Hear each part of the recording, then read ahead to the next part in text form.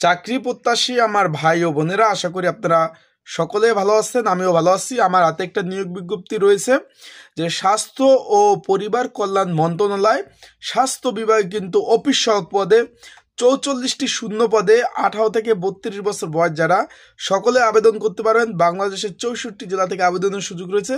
বিশাল বড় একটি নিয়োগ বিজ্ঞপ্তি কিন্তু প্রকাশ করেছে, যেটা অলরেডি কিন্তু আবেদন শুরু হয়ে গেছে, যেটা আপনার মার্চ মাসের 15 তারিখ পর্যন্ত আপনারা কিন্তু আবেদন করতে পারবেন। আবেদন হলো অনলাইনে, আপনারা বাংলাদেশের 64 জেলা থেকে। এখন আমি আলোচনা করব এই যে স্বাস্থ্য ও পরিবার কল্যাণ মন্ত্রণালয়ে যাদের চাকরি হবে অফিস সহায়ক পদে আসলে আপনাদের কত টাকা প্রথম অবস্থায় বেতন পাবেন, এবং তাদের মূলত আজকে ভিডিও থাকবে তাদের কাজ কি এবং প্রথম অবস্থায় কত টাকা বেতন পাবেন এবং আপনাদের সুযোগ সুবিধা কি। আজকের একটা ভিডিওর মাধ্যমে A to Z আজকে আমি পার্ট 2 পাই আপনাদের বুঝিয়ে দেওয়ার চেষ্টা করব। যেহেতু আবেদন চলমান রয়েছে, তাই আজকের এই ভিডিওটা কিন্তু একদম গুরুত্বপূর্ণ হবে। এবং যারা এখনো অ্যাপ্লাই করেন নাই কিভাবে অ্যাপ্লাই করবেন এবং পরীক্ষা কোথায় হবে সেটাও আজকের এই ভিডিওর মাধ্যমে আপনাদের জানিয়ে দেবো। কিভাবে প্রিপারেশন নেবেন, পরীক্ষা MCQ আপনাদের লিখিত হবে সেটাও আপনাদের জানিয়ে দেবো। তাই আপনারা ভিডিওটা একদম শুরু থেকে শেষ পর্যন্ত দেখবেন ইনশাআল্লাহ। এই ভিডিওর মাধ্যমে গুরুত্বপূর্ণ তথ্য বলি, বিষয় বলি, যে বিষয় আপনারা জানতে চাচ্ছেন সকল বিষয় ভিডিওর মাধ্যমে আপনারা জানতে পারবেন। চলুন ভিডিওটা শুরু করি। আমার হাতে নিয়োগ বিজ্ঞপ্তিটা রয়েছে, আপনার স্ক্রিনের উপরেও কিন্তু নিয়োগ বিজ্ঞপ্তিটা দেখতে পাচ্ছেন। এখন এইটা দেখতে পাচ্ছেন যে স্বাস্থ্য ও পরিবার কল্যাণ মন্ত্রণালয় স্বাস্থ্য সেবা বিভাগে একটি নিয়োগ বিজ্ঞপ্তি প্রকাশ করছে, যেটা কিন্তু 16 তারিখ থেকে আবেদন শুরু হয়ে গেছে। 16 ফেব্রুয়ারি থেকে আবেদন শুরু হয়ে গেছে, যেটা আপনি একটু খেয়াল করবেন। 15 মার্চ পর্যন্ত বিকাল 5টা পর্যন্ত আবেদন করতে পারবেন। এর মধ্যে একটা পদ রয়েছে অফিস সহায়ক পদ, 44টি শূন্যপদ রয়েছে। 18 থেকে 32 বছর যাদের বয়স রয়েছে তারা আবেদন করতে পারবেন।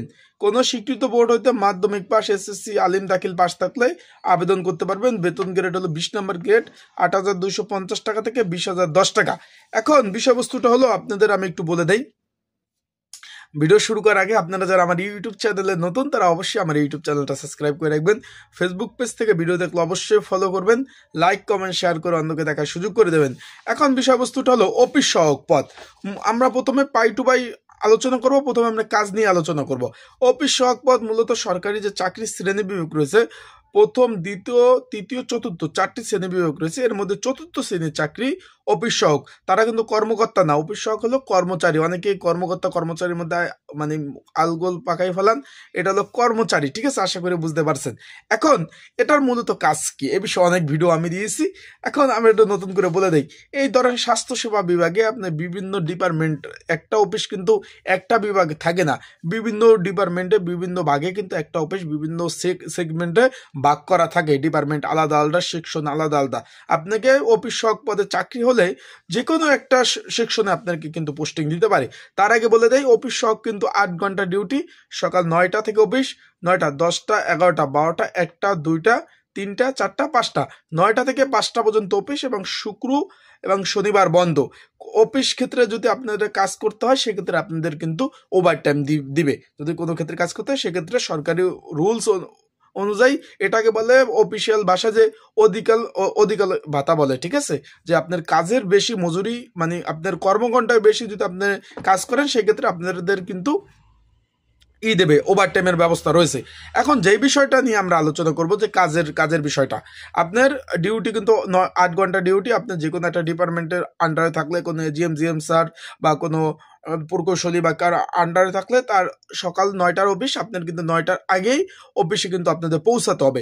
অফিসে পৌঁছানো যেহেতু সিকিউরিটি গার্ডের কাছে চাবি থাকবে, কিন্তু যারা নিরাপত্তা প্রহরী থাকে অফিসে তারা কিন্তু গেট খুলে রাখবে। আপনার স্যারের রুমে প্রবেশ করতে হবে, প্রবেশ করে ফাইলপত্র যদি এলোমেলো থাকে সেগুলো গুছাতে হবে। অন্য দপ্তর থেকে কোনো কাগজপত্র দিলে সেগুলা নিজের দপ্তর রাখতে হবে।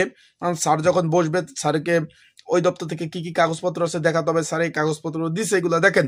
স্যারে কোনো কাগজপত্র দিলে অন্য সেকশনে দিয়ে আসতে হবে, ইত্যাদি ইত্যাদি। অফিসিয়ালি এক স্থান থেকে অন্য স্থানে গুরুত্বপূর্ণ নথি নেওয়া আনা, এই ধরনের কার্য পরিচালনা কিন্তু করতে হবে অফিস সহায়ক পদের। তারপর আর কি কি কাজ করতে হবে তার আগে বলে দেই, আবেদনটা কিন্তু চলমান রয়েছে। আবেদনটা চলমান রয়েছে, 44 জন লোক নেবে এই যে আপনার স্বাস্থ্য ও পরিবার কল্যাণ মন্ত্রণালয়। এখন এইখানে যারা অ্যাপ্লাই করতে চান অফিস সহায়ক পদে, যদি ঘরে বসে নির্ঝামেলায় অ্যাপ্লাই করতে চান, এই যে স্ক্রিনের উপর যে আমার হোয়াটসঅ্যাপ নাম্বার রয়েছে এই নাম্বারে আমার সাথে যোগাযোগ করতে পারেন, ডিসক্রিপশন বক্সে যোগাযোগ করতে পারেন। ঘরে বসে নির্ঝামেলায় কিভাবে অ্যাপ্লাই করবেন, অ্যাপ্লাই নিয়মাবলী সকল বিষয় আমি বলে দেব। এছাড়াও আপনারা যদি কেউ অ্যাপ্লাই যারা করছেন বা করবেন, যদি সাজেশন প্রয়োজন হয়, প্রস্তুতিমূলক সাজেশন, সেটাও আসলে আমার কাছ থেকে নিতে পারবেন, নিয়ে পড়তে পারবেন। আর পরীক্ষাটা বলে দেয়, অনেকেই জিজ্ঞাসা করবেন যে ভাই পরীক্ষা কি বিভাগীয় শহর হবে অ্যাপ্লাই যে করবো? ধরেন আমার বাসা হলো খুলনা হবে, না আমার বাসা চট্টগ্রাম হবে, বরিশাল বরিশাল হবে। পরীক্ষাগুলো ওই রকম কিন্তু বিভাগীয় পর্যায়ে হবে না। পরীক্ষাগুলো সব ঢাকা সিটি, রাজধানী, বিভিন্ন স্কুল অ্যান্ড কলেজের মধ্যে হবে। আবার বলে দিই ভাই, বিভিন্ন স্কুল অ্যান্ড কলেজের মধ্যে কিন্তু এই যে স্বাস্থ্যসেবা বিভাগের এই যে অফিস সহকারী যে 44টি শূন্য পদে নিয়োগ দিছে, এইখানে কিন্তু এই পদে কিন্তু পরীক্ষা হবে। আশা করি বুঝতে পারছেন। এখন তারপর বলি কি কি কাজ করতে হবে।